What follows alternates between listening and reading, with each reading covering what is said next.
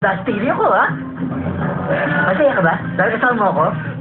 Ang ganda-ganda mo naman ngayon. Kailangan yata. Bilang kita ng bagong damit, mahal ko eh.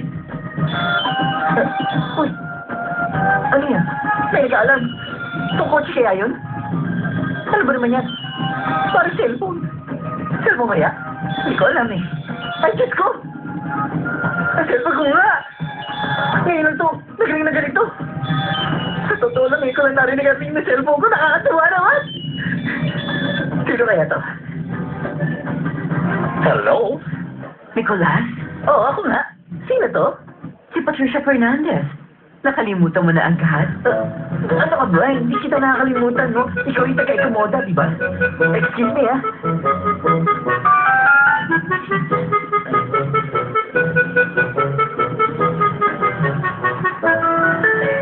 Yes, Patricia. Pinar ko lang yung Mercedes-Benz ko, eh. Alam mo na? Baka makabangga kasi ako, no? Alam mo ba, ganyan yung kotse ko noon. Ganun ba? Kumusta ka na ngayon? Eto, okay lang. Mabuti naman ako. Pero alam mo, naiinis ako sa'yo. Bakit? Galing ka sa akin? Ay, Nicolas, ano ka ba naman?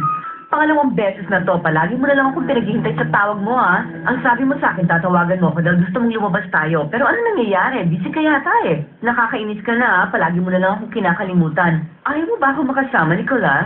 Naku, hindi totoo yan, Patricia. Huwag mo sabihin yan. Gusto kita makasama. Balak talaga kitang tawagan ngayong araw, eh.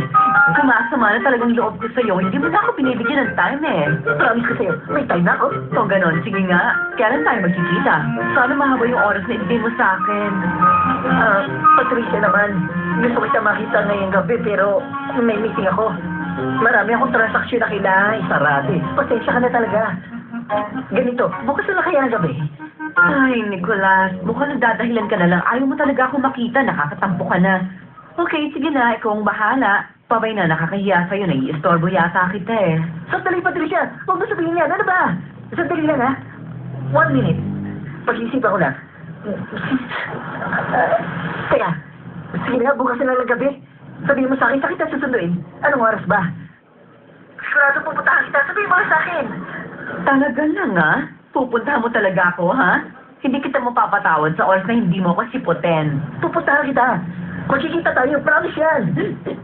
Pwes, sunduin mo na lang ako bukas ng gabi sa apartment ko. Dahil hindi tayo pwede rito sa Ecomoda. Baka kung ano pang sabihin ng mga tao. Pero gusto kong iisipin mo na isa lang itong friendly date, Nicolas, okay? Sana naman malinaw yun sa'yo. Pero huwag mo nang sasabihin kay Betty ang tungkol dito. Kay Betty? Naku, hindi no. Ayoko rin namang malaman niya tungkol sa atin eh. Pamatay niya ako. Lalo ko, Nicolas. Pag may nakaalam nito, maraming papatay sa akin dito sa opisina. Isipin mo na lang, sasaktan nila akong lahat dito. Dahil lang sa friendly date na gagawin natin. Oo, friends lang tayo. Friends tayo.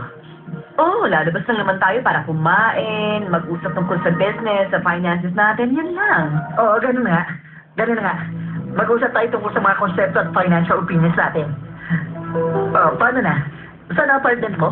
Okay, bibigay ko na sa yung address ko. Sandali lang.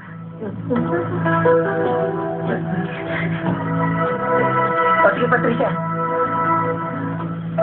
Apartment 102 ako. Alam mo na ba kung saan lugar yon? Oo, alam ko. Maganda lugar na tinitiran mo. Marami akong kaibigan doon, ano? Okay, very good. Sige na, hintay ko na lang ang tawag mo mga 9 ng gabi mamaya. Sige, alas 9 yung punto. Promise, magkikita tayo bukas ng gabi. Okay, bye. Sige, bye. Alas 9 ng gabi. Ano ba, kinabahan ka pa? Matanda ka na, Nicolas. Uy, may lakad pa pala ako.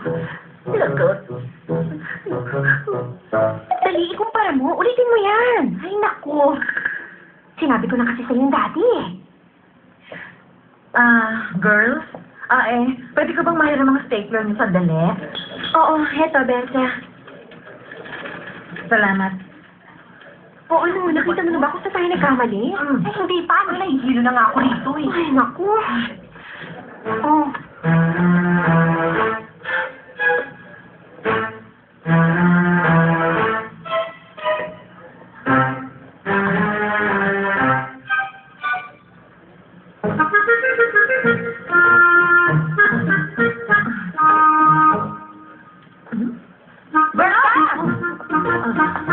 Ang kapal na mukha mo, bakit mo kinuha yan? Ay, hindi ko naman balak talaga eh. Kita Naku, ninakaw mo yung tsokolate ko. Ano ba yan? Ang likot ang kami ng mga tao dito sa paligid ko. Ibalik mo yung tsokolate ko. Akin yan, Berta! Please naman, akin na lang ito, Patricia. Nagkikrave ako sa chocolate ngayon eh. Please naman, pagbigyan mo na ako. Pwes, bumili ka ng sariling chocolate mo. Pinibigyan ka ng pera ng asawa mo, di ba? Ay, Berta, ibalik mo na nga yung chocolate. Ano ka ba? Bawal sa'yo kumain yan. Isa pa, baka may lason yan. Galing sa bruha yan eh. Hindi, ayoko. Gusto kong kainin ng chocolate niya. Kailangan ko itong kainin. Wow. Hindi mamamatay ako. Matuloy na lang ako. Akin na yan. Akin na yan.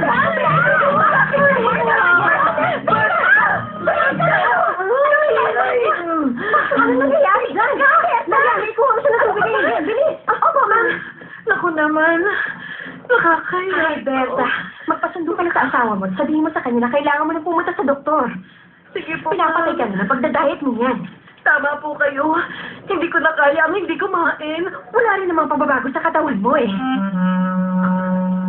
Halika nga.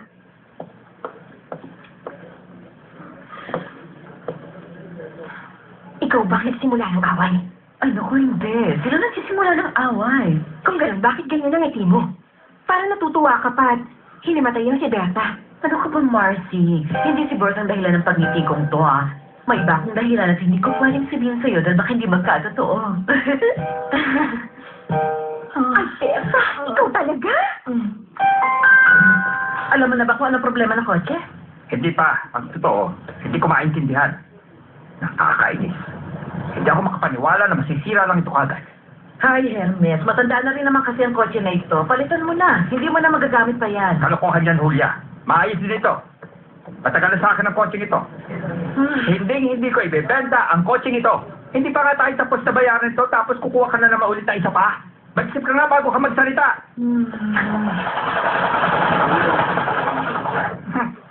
Hindi ko talaga alam ang problema ng kotseng ito. Bigla na lang kayo umanda. Ah, ganun ba? Ay, naku. Paliguan nga ang tools ko. Ha? Yung tools ng kotse. Ay, naku! Eh, Ay. bulag ka ba o ano? Ah. Ba't ka nandyan? Kanino kotse ang dala mo? Hindi ka naman mukhang mayaman. Mukha ka lang driver ng kotse yan. Ang Hermes, ang lupit niyo. Maswerte nga kayo. Kapag nabunod kayo ng coaching ka dito. Di ba, Aling Julia? Pogi na ba ako? Mukha na ba ako, artista? Nicolas, saan mo ba nakuha ang kotse yan? Ito na po, ang opisyal na kotse ng Terong Moda. Nababaliw ka ba? Saan mo nakuha ang kotse yan? Ibalik mo na. Hindi ako nakikipagbiruan. Bago ka pa makasuha ng car namin. Sa atin na ito, Mang Hermes. Binili ko na to. Maniwala kayo. Tumigil ka nga. Saan mo kinuha ang perang pinabiligan? Kumuha ako ng lutong pa niya. So maniwala kayo sa hindi sa atin ang coaching to. Wala na kayong magagawa pa. Hindi ka nag-iisip. Kinuha mo ang coaching ito gamit ang account ni Mr. Mendoza sa kanyang pera. Mali kayo! Mali kayo! Hindi, ha? Privado ang coaching to. Sa manager ng Terra Moda at sa legal na representative. Kilala niyo ba kung sino sila? Kilala niyo? Kayong dalawa ni Betty? Mismo! Si Mr. Mendoza? Pumayag na kunin yan. Sagutin mo ako. Magsalita ka. Sa totoo lang, di ko nga alam eh. Malaban, di pa nga niya alam na yan eh. O paano? Mauna na ako. Marami pa ako asikasuhin. Bye-bye! Pastor! Parang wala kang pinag-aralan. Iyabang mo. Hindi ka na nakakatuwa. Nakakabwisit ka. Pati ko.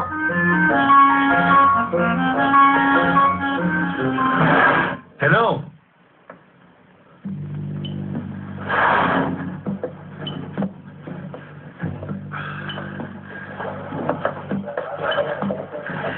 Kamusta ng vampira natin? Ang vampira yung lola mo. Inaayos niya ngayon ang production cost. Nandun siya sa loob ng opisina niya ngayon. Kaya tumahimik ka. Masyado kang malupit sa trabaho sa kanya. Ano nangyari sa last meeting niya? Anong sorpresa ni Nicolas sa kanya? Wala namang sorpresa. Sinabi lang niya na malayan niyang nagawa ka niyang ginusto. Business na pinag-usapan nilang dalawa nun. Yun lang? Nakapagtataka naman. Ano nangyari sa report? Dapat simulan na natin yun. Wala na tayong panahon.